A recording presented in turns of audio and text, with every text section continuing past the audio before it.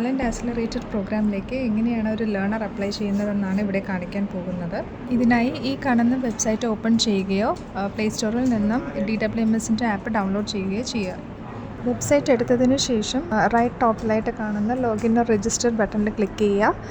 അന്നേരം നിങ്ങൾക്കൊരു job seeker login page വരും. അതിൽ നിങ്ങൾ ആദ്യമായിട്ട് രജിസ്റ്റർ ചെയ്യുവാണെങ്കിൽ അതിൽ രജിസ്റ്റർ എന്നുള്ള ഓപ്ഷൻ എടുത്തിട്ട് ഈ കാണുന്ന വിൻഡോയിൽ നിങ്ങൾ ഇമെയിൽ ഐഡിയും ഫോൺ നമ്പറും കൊടുത്തതിന് ശേഷം I have read and agree the terms and conditions എന്ന ചെക്ക് ബോക്സും ടിക്ക് ചെയ്തതിന് ശേഷം send email or SMS OTP എന്നുള്ള ബട്ടൺ ക്ലിക്ക് ചെയ്യുക. നിങ്ങളുടെ മെയിലിലേക്ക് വരുന്ന OTP ഇവിടെ എൻ്റർ ചെയ്തതിന് ശേഷം വെരിഫൈ ആൻഡ് പ്രൊസീഡ് ചെയ്യുക. ഇപ്പോൾ വരുന്ന ജോബ് സീക്കർ രജിസ്ട്രേഷൻ ഫോമിലേക്ക് നിങ്ങളുടെ ഡീറ്റെയിൽസ് എല്ലാം കൊടുക്കുക. എല്ലാ ഫീൽഡും ഫിൽ ചെയ്തു എന്നുള്ളത് എൻഷുർ ചെയ്യുക. ശേഷം ഫൈനലി സബ്മിറ്റ് കൊടുക്കുക. സബ്മിറ്റ് ബട്ടൺ കൊടുത്തു കഴിയുമ്പോൾ യുവർ രജിസ്ട്രേഷൻ സബ്മിറ്റഡ് എന്നൊരു മെസ്സേജും കൂടെ നിങ്ങളുടെ പ്രൊഫൈൽ ഐഡിയും അതിൽ ഡിസ്പ്ലേ ആവും. ഇവിടെ നിങ്ങൾക്ക് പ്രൊസീഡ് ടു ലോഗിൻ കൊടുത്തിട്ട് വീണ്ടും ലോഗിൻ ചെയ്യാൻ പറ്റും.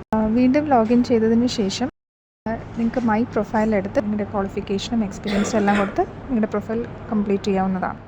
വൺസ് നിങ്ങളുടെ പ്രൊഫൈൽ കംപ്ലീറ്റ് ചെയ്തതിന് ശേഷം നിങ്ങളുടെ ഡാഷ്ബോർഡിൽ താഴേക്ക് സ്ക്രോൾ ചെയ്യുമ്പോൾ സ്കിൽ ഡെവലപ്മെൻറ്റ് പ്രോഗ്രാം എന്നത് കാണും.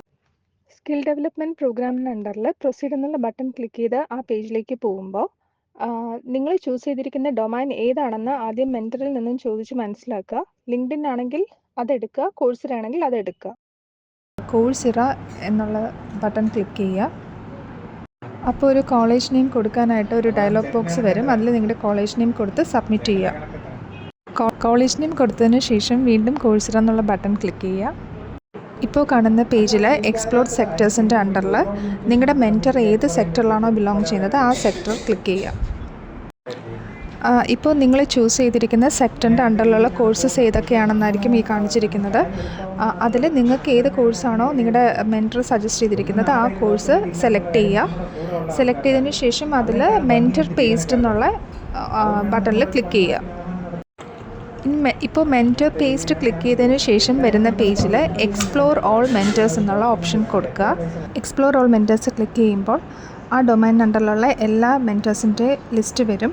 അതിൽ നിന്ന് നിങ്ങളുടെ മെൻറ്ററിനെ ഐഡൻറ്റിഫൈ ചെയ്ത് മെൻറ്ററിൻ്റെ പേരിന് താഴെയുള്ള അപ്ലൈ നൗ എന്നുള്ള ബട്ടൺ ക്ലിക്ക് ചെയ്യുക.